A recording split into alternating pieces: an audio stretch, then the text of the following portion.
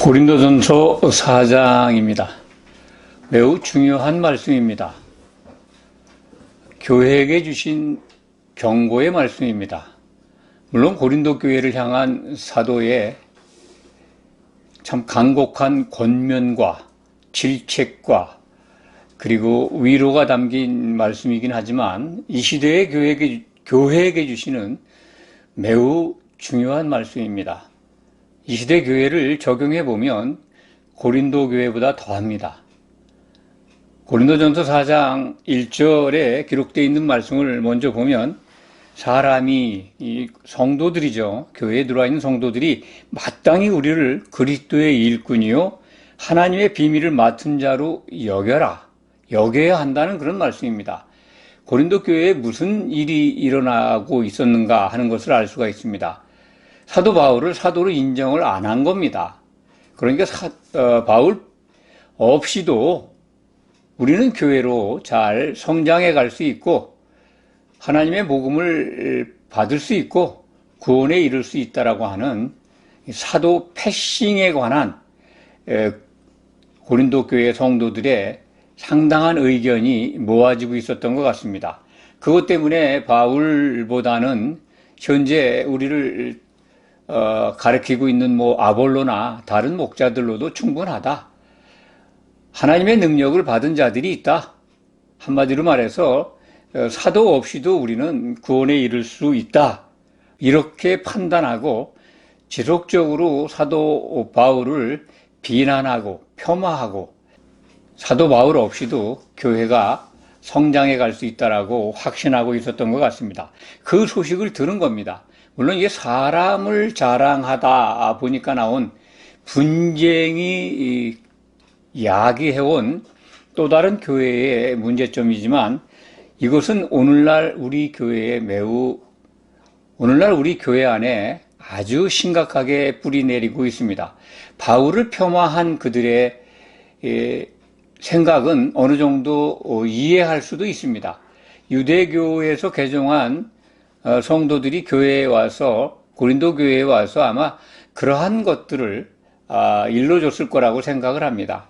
유대교에 있다가 기독교로 개종한 사람들은 사도 바울이 기독교 초기에 예루살렘에서 개종한 유대인들을 얼마나 핍박을 했는지 압니다. 또 예수님을 따라다닌 그 12사도 중에 바울이 포함되지 않은 사실도 압니다. 그러게 예수님도 따라다니지 않은 바울, 거기다가 예수님이 십자가에서 죽고 부활 승천한 다음에 예수의 이름을 부르는 자들을 몹시 핍박했습니다. 교회를 박해했습니다. 사람들을 죽이는 일에 앞장섰습니다. 사도행전에 기록된 말씀들을 기억할 겁니다.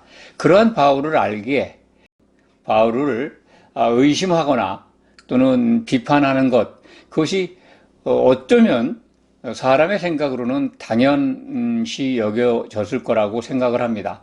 그들이 들어와서 사도를 상당히 무시하고 바울 없이도 우리가 전하는 또는 우리가 알려주는 이런 또 다른 말씀을 가지고 구원에 이를 수 있다.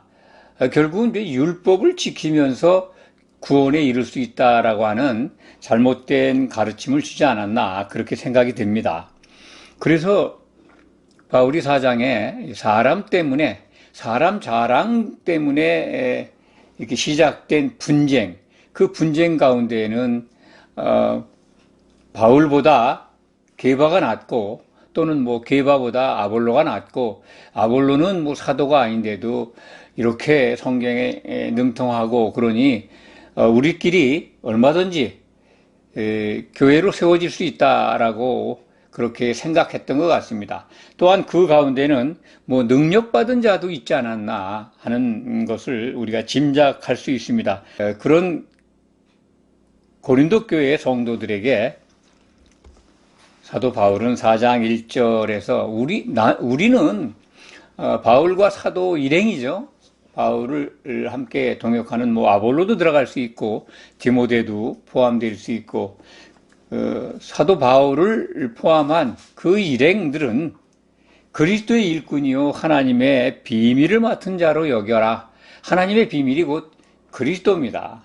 그리스도를 통해서 하나님이 복음을 주셨는데 그 복음을 맡은 자들, 하나님의 집에 비밀을 맡은 자니까 청직이죠. 하나님 나라 안에 있는 보화들을 끄집어내서 내어주는 그런 역할을 하는 청직입니다. 사도의 직분을 먼저 말씀을 드리겠습니다. 신약 성경에 나와 있는 사도의 직분을 간략히 말씀을 드리면, 지금 말씀 드린 바와 같이 하나님 집의 청직이다. 내가 올 때까지 집을 맡아서 그 집 하인들을 먹일 청지기가 누구냐, 이런 말씀을 하신 것을 기억할 겁니다. 올 때까지 그 일을 성실하게 하는 자들에게 상을 주신다는 말씀인데, 이 청지기, 하나님 집을 잘, 곳간을 잘 관리해서 그 안에 있는 사람들을 잘 먹이고 그리고 재우고 키우는 그런 일을 하는 사람들 청지기라고 합니다. 그 하나님 나라의 청지기 역할을 맡은 자들이 사도들입니다. 그리고 예수님이 또 베드로의 고백을 듣고 마태복음 16장입니다. 천국 열쇠를 사도들에게 맡깁니다. 열쇠 꾸러미들을 베드로에게 주십니다. 천국 열쇠라고 하는 것은 하나님 나라에 들어가는 키죠. 그러니까 하나님 나라에 들어가려면 사도들한테 가야 됩니다. 키를 가진 자한테 가야 천국에 들어갈 수 있는데, 그것이 바로 구원이 아니라 하나님 나라에 들어가서 하나님 나라에 이루어지는 통치를 받아야 됩니다. 하나님 나라가 죽어서 가는 곳이 아니라는 말씀을 늘 드려왔습니다. 그러니까 하나님 나라에 들어와야, 영이 거듭나서 들어와야 이 교회로 세워지는 겁니다. 그러니까 하나님 나라에 들어가면 구원이 완성된 걸로 가르치는 것도 가짜 복음입니다. 또 신약 성경은 사도들을 교회의 기초석이라고 합니다. 아주 중요한 말씀이죠. 가장 중요한 직분입니다. 반석 조가리들이라는 겁니다. 마태복음 16장 18절 기록이 너는 베드로라, 이 반석 위에, 이 반석은 베드로와 다른 말입니다. 베드로는 페트로스, 돌멩이라는 뜻이죠. 반석 조가리라는 뜻이고, 반석은 페트라라고 합니다. 헬라 말로 페트라. 그러니까 페트로스들이 모여서 페트라가 이루어지는 그 위에 예수님은 내 교회를 세우시겠다라고 약속을 하십니다. 그래서 그 반석 조가리들로 반석을 만들어서 교회를 세워가고 계십니다. 그렇기 때문에 교회는 반드시 그 반석을 떠나서는 안 됩니다. 마태복음 7장에 기록된 말씀 가운데 마태복음 7장 24절인가요? 반석 위에 집을 짓는 자가 지혜로운 사람이다. 정말 홍수가 나고 바람이 불어도 안 무너진다. 반석 위에 반드시 집을 지어야 된다라는 말씀을 하십니다. 그것은 무슨 말씀일까요? 예수님이 말씀하시는 그 집은, 반석 위에 짓는 집은 교회입니다. 하나님의 집입니다. 그렇기 때문에 반드시 반석 위에 집이 지어져야 한다는 겁니다. 모래 위에 집을 짓는다면 그건 무너지죠. 당연히 사상 누가 아니겠습니까? 예수님이 집 짓는 거에 비유하신 것은 장차 마태복음 7장 입장에서 보면 산상수훈 하실 때에 그 때를 기준하면 장차 반석 위에 지으실 당신의 집, 교회를 염두에 두신 말씀입니다. 그렇기 때문에 반드시 교회는 반석 위에 지어져야 되는데, 그 반석이 사도들로 이루어진 기초석입니다. 교회에. 주추죠, 주추. 집을 지을 때 우리는 그 기초석이라고 그러죠. 초석이라고 그러죠. 집 지을 때 맨 먼저 기둥 세우는 초석을 세워놓고 그 위에 기둥을 세우는데, 그 초석이 된 사도들, 그 터를 떠나서는 교회가 세워질 수가 없습니다. 다른 엉뚱한 터에 세우면 그 공적이 불타 없어진다 하는 말씀을 우리는 고린도전서 3장에서 배웠습니다. 11절 12절이 그렇습니다. 고린도전서 3장 1절 12절에 보면 이 닦아둔 터 외에 능히 다른 터를 닦아둘 자가 없으니 이 터는 곧 예수 그리스도라. 사도가 닦아둔 터, 그게 바로 예수 그리스도라는 겁니다. 반석이죠. 그 12절에 보면 만일 누구든지 금이나 은이나 보석이나 나무나 풀이나 집부로 이 터 위에 세우면 13절에 가면 각 사람의 공적이 나타날 터인데 그 불로 그 공적을 시험한다는 겁니다. 어쨌든 금이나 은이나 보석으로 그 터 위에 세워져야 하는데 그 터는 반석이신 그리스도, 그 외에는 교회로 세울 수 없다는 겁니다. 그 기초석이 된 사도들, 그 직분을 지금 설명드리고 있습니다.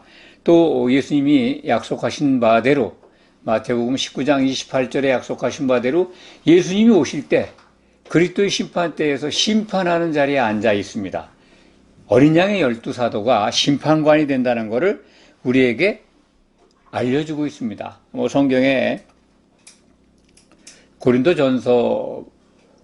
고린도에 보낸 편지 가운데 화목하는 직분을 주셨다. 이 화목하는 직분을 갖고 있는 것도 사도들입니다. 이런 여러 가지 이 사도의 직분을 생각하시면서 사도를 패싱하고 어떻게 교회로 세워질 수 있을까 하는 부분을 늘 기억하시기 바랍니다. 이 시대에 너무나 많은 교회들이 사도들의 기초석을 무시하고 사도를 뛰어넘어서 자기들이 받은 능력을 가지고 참 인간이 만든 교리나 인본주의적 논리에 의해서 교회를 세워가고 있는 모습들을 많이 발견하게 됩니다. 신사도 운동 같은 것들이 대표적인 겁니다. 말로는 주여 주여 하고 사도들이 기록한 말씀을 보지만 하나님이 새로운 사도를 보냈다, 그들의 말을 들으면 된다라고 가르친다면 그는 신약 성경을 기록한 예수님의 반석이 된 어린 양의 12사도 그 기초석을 무시하고 그걸 떠나서 다른 터 위에 교회를 세워가고 있는 겁니다. 이 시대의 아주 대표적인 예죠. 고린도 교회에 나타나 있는 여러 문제점 중에 오늘 4장에 기록되어 있는 사도 패싱, 사도를 비판하는, 사도를 무시하고 자기들끼리 왕노릇하면서 교회를 세워갈 수 있다라고 하는 그러한 그 거짓 성도라 그럴까요? 교회 지도자들, 이거에 대해서 아주 강력하게 질책을 하고 나무라고 그리고 경고하고 있습니다. 물론 이들에게 아주 복음 안에서 그들을 낳은 아버지로서 위로도 하고 권면하는 말씀도 있습니다만 7절 말씀부터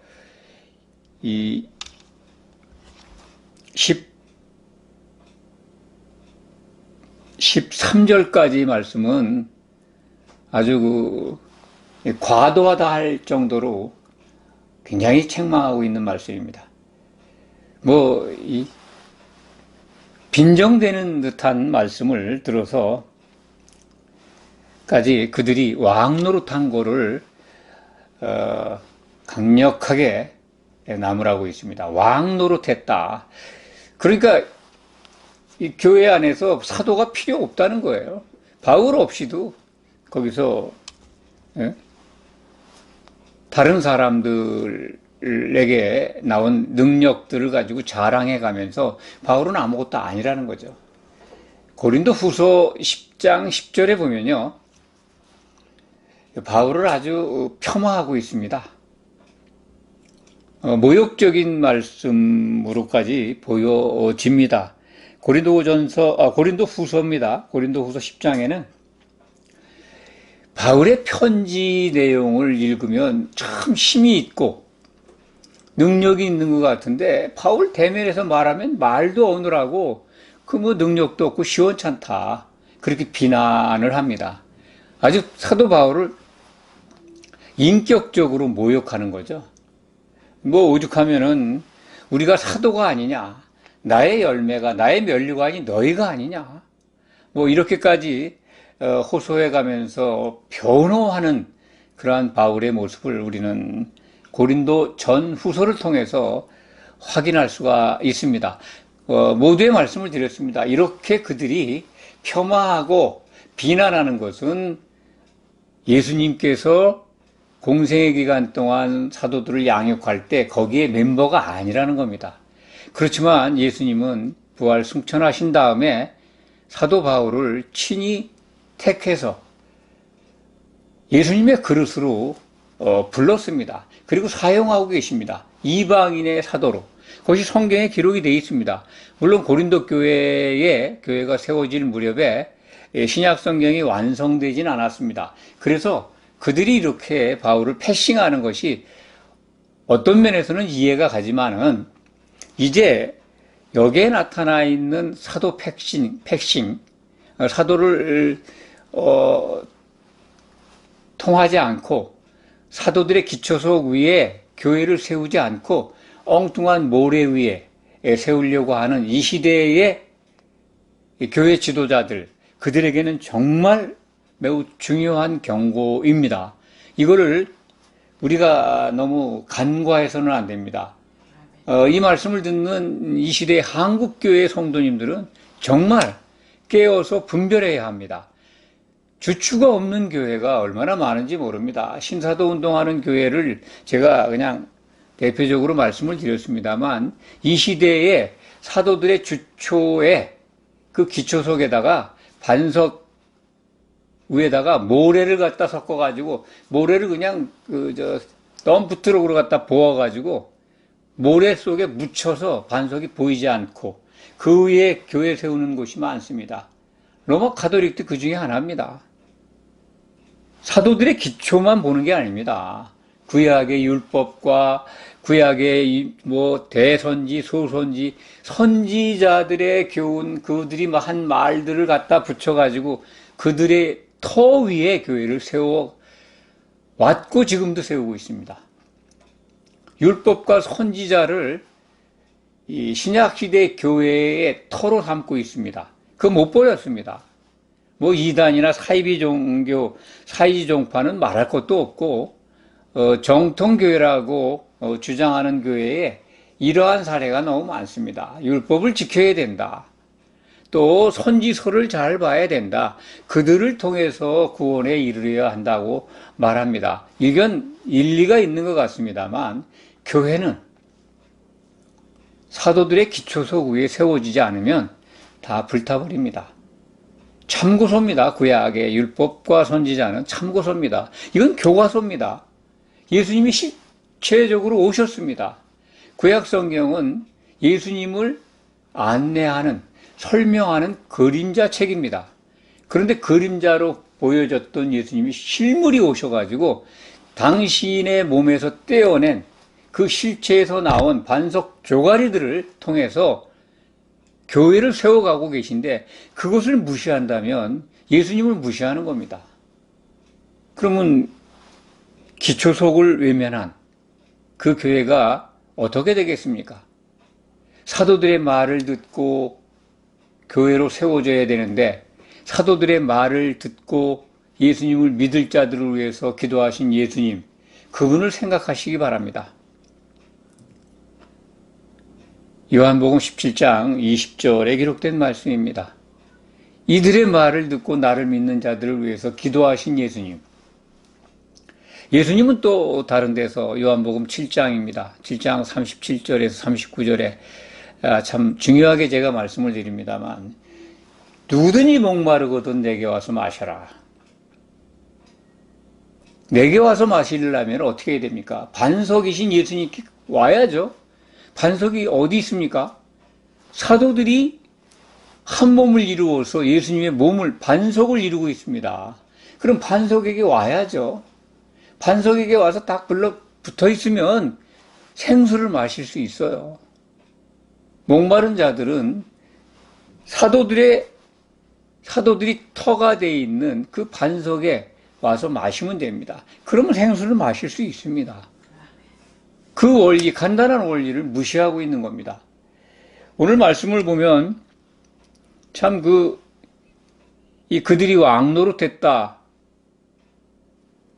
하나님께서 사도들을 참 죽이기로 작정하신 것 같다. 맨 끄트머리에 두어가지고 천사, 세계고 천사와 사람들에게 공중에 보이지 않는 세계에 있는 천사들과 이 사람들에게 구경거리가 됐다. 영계나 이 현실, 이 눈에 보이는 세계 속에서도 완전히 그냥 모든 천하의 이 구경거리로 만드셨다. 자조하는, 그렇게 너희가 우리를 대우한다는 뜻이죠. 또 10절에 보면 우리는 그리스도 때문에 너희에게 복음을 전하고 그리스도를 위해서 증거를 하고 하나님의 일꾼으로서 일을 했는데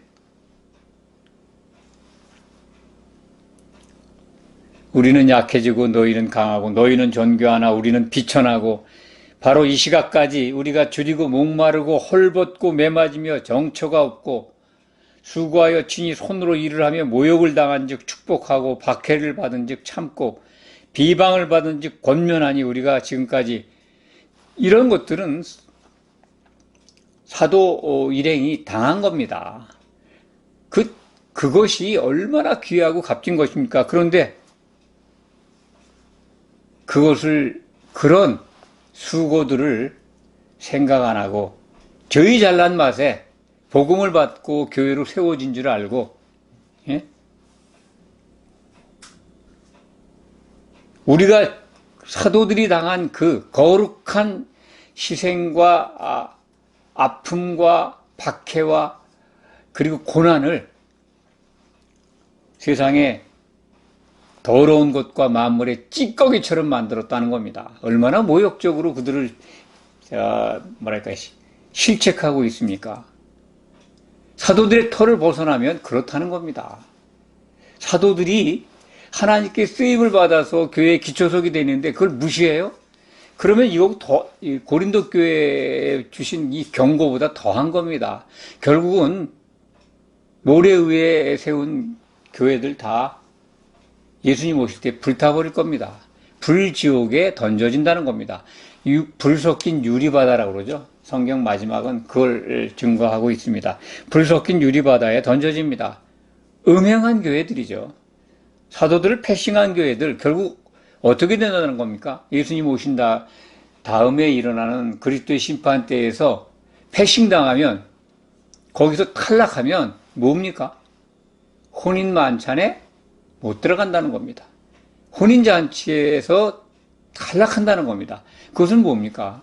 바로 불 섞인 유리바다에 던져진다. 가장 불행한 결과입니다.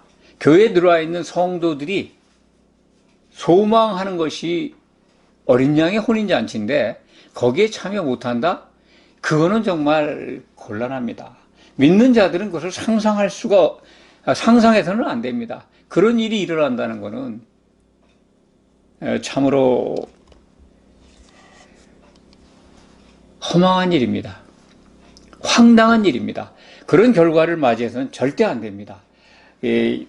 복음을 만났다면 예수 그리스도를 주라 부른다면 마땅히 혼인잔치에 들어가야 되는데 거기서 탈락하는 자들이 너무 많다는 겁니다. 그래서 예수님은 좁은 문으로 들어가기를 힘쓰라고 우리에게 당부하고 있는 겁니다. 사도들도 정결한 한 처녀로 준비되라고 그렇게 호소하고 있는 겁니다. 오늘 말씀을 보면 그렇게 사도를 패싱한 고린도 교회 성도들에게 처방을 줍니다.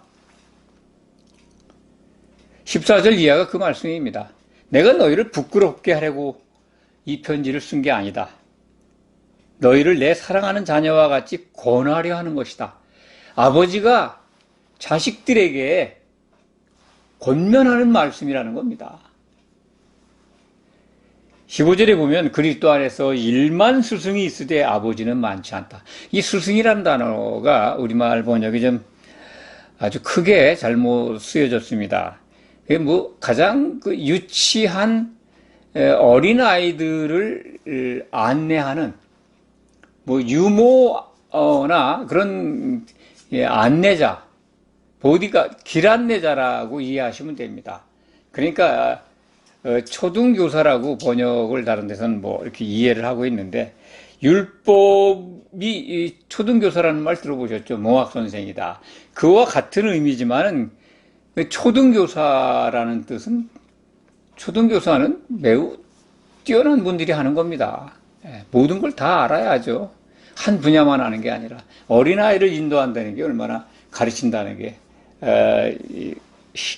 힘든 일인지 모릅니다. 그러니까 여기서 이 스승은 초등교사라는 뜻도 아니고 아주 어린아이들을 갖다가 이렇게 안내하는 자입니다. 그러니까 율법을 가지고 이렇게 안내하는 자들입니다. 율법을 가지고 복음을 가르치려고 덤비는 사람들, 그런 사람들은 많다는 겁니다. 그러니까 유대에서 온 자들, 유대교에서 개종한 자들이 그 교회에 많이 들어와 있고, 많은 사람들이 성경을 안다고 자랑하는 자들, 그들이 복음을 사도들이 없는 틈을 타서 사도들의 역할을 한다고 하는데, 그렇지 않다는 겁니다. 복음의 아버지는 사도 바울이라는 겁니다. 그러니까 일만 그 안내자들이 있지만 아버지는 많지 않다. 그리스도 안에서 내가 너희를 낳았다. 복음을 받으려면 아버지께 들어라. 사도에게 들으라는 말씀이죠. 이 권면입니다. 그러므로 내가 너희에게 권하노니 너희는 나를 본받는 자가 되라. 사도를 본받으라는 것은 사도를 통해서 복음을 주시는 하나님의 질서를 인정하라는 겁니다. 다른 경로를 통해서 복음을 받고 교회로 세워질 수 없다는 겁니다. 이걸 이 시대 교회 지도자들이나 교회에 들어와 있는 성도들이 알아야 합니다. 사도들이 세운 기초석, 사도들로 이루어진 교회의 기초석, 그것 신약 성경입니다. 사도들이 한 말이 기록되어 있는 겁니다. 사도들의 말을 들어야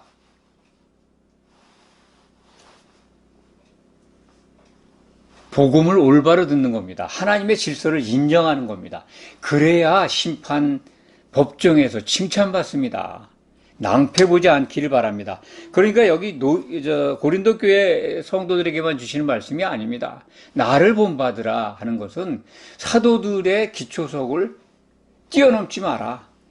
그 밖으로 엉뚱한 터에 가서 교회라고 잘못 알고 가서 신앙생활 하지 말라.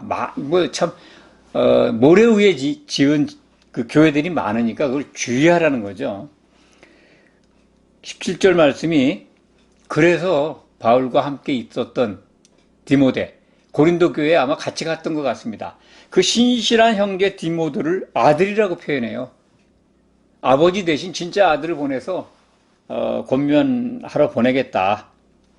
그래서 지금까지 사도 바울이 다른 교회에 편지를 보내고 가르친 것들을 그대로 가져가서 너희에게 생각나게 할 것이다.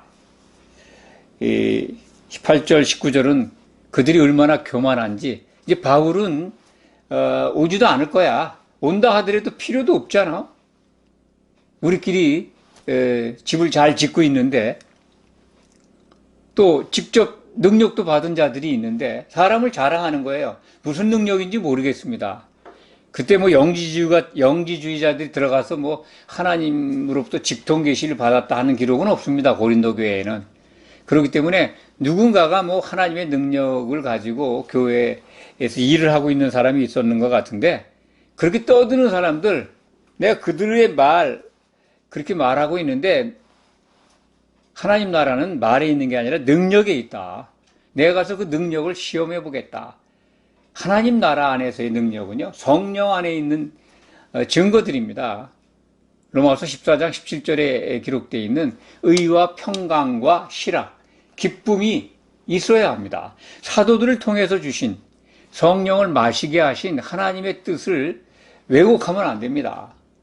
만약 그런 것들이 나타난다면 정말 잘 분간해 보시기 바랍니다. 일시적으로 가짜가 주는 것이 나타날 수도 있습니다. 이 말씀을 정리합니다. 오늘날 이 시대에 한국 교회뿐만 아니라 세계 교회들이 사도들을 교묘하게 패싱합니다.